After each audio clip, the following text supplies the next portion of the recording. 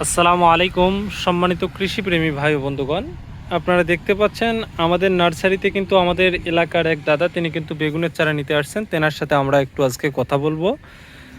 আসসালামু আলাইকুম। একটু জোরে কথা বলবেন। আপনি কি বেগুনের চারা নিতে আসছেন? জি। একটু নিচে নামবেন, কারণ আপনাকে মোট কতগুলো বেগুনের চারা লাগবে? 1000 বেগুনের চারা লাগবে। আপনি কি বেগুন লাগাবেন? চেলা বেগুন। চেলা বেগুন, আসলে চেলা বেগুন বলতে কোনো জাত কিন্তু নেই হাইব্রিড বেগুনের মধ্যে। সুপ্রিয় দর্শক, আপনারা দেখতে পাচ্ছেন এটা হচ্ছে প্রীতম বেগুন। আপনি কি এই বেগুনটাকে কি চেলা বেগুন বলতেছেন? জি। এই বেগুনটাই হচ্ছে আমাদের এলাকায় চেলা বেগুন নামে পরিচিত। প্রিয় দর্শক, আপনি এর আগে কি বেগুন চাষাবাদ করছিলেন? 3 বছর করলাম। 3 বছর বেগুন চাষাবাদ করছেন? কোথা থেকে চারা নিছিলেন? এইখান থেকেই নিয়েছিল তো। এখান থেকে নিছিলেন। চারার ফলন তো হয়? ভালো হয়। মানে এই বেগুনটার একটা কিন্তু মজার বৈশিষ্ট্য হচ্ছে এই বেগুনটা কিন্তু থোকায় থোকায় ধরে, তাই না? এই বেগুনটায় একটা থোকা থেকে 2টা 3টা পর্যন্ত কিন্তু বেগুন হয়ে থাকে।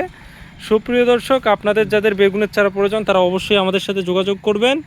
আর এই দাদা কিন্তু আমাদের 3 বছর থেকে বেগুন চাষাবাদ করে, কথাটা কিন্তু অত্যন্ত সত্য। তিনি 3 বছর না 4 বছর আগে থেকে বেগুন চাষাবাদ করে। তেনার ছেলেও কিন্তু এই বেগুন চাষাবাদ করে। এই বেগুনের সবচেয়ে ভালো খারাপ দিক কোনটা একটু বলবেন? সবচেয়ে খারাপ দিক এই বেগুনের সমস্যা কি হয়? সমস্যা ওই পকি পয়াল খায়, জাল ঘিরতে হয়। প্রিয় দর্শক, তিনি কিন্তু বেশি লাগে। প্রিয় দর্শক, তিনি কিন্তু বলতেছে এই বেগুনের সবচেয়ে সমস্যা হচ্ছে এই বেগুনটা কিন্তু পকি খায়, তাই না? পাখি খায় নরম। এই বেগুনটা নরম হওয়ার কারণে বুলবুলি পাখি খায়, তাই না? জাল দিয়ে ঘিরতে হয় এবং ওষুধের পরিমাণ বেশি লাগে। তেনার একদম তিনি ফ্রি ভাষায় এটা বলে দিল, যেটা সত্য সেটাই বলে দিল। কিন্তু প্রীতম বেগুনে একটু মাজরা পোকার, ডগা ছিদ্রকারী পোকা, ফল ছিদ্রকারী পোকার আক্রমণ কিন্তু অত্যন্ত বেশি, তাই না?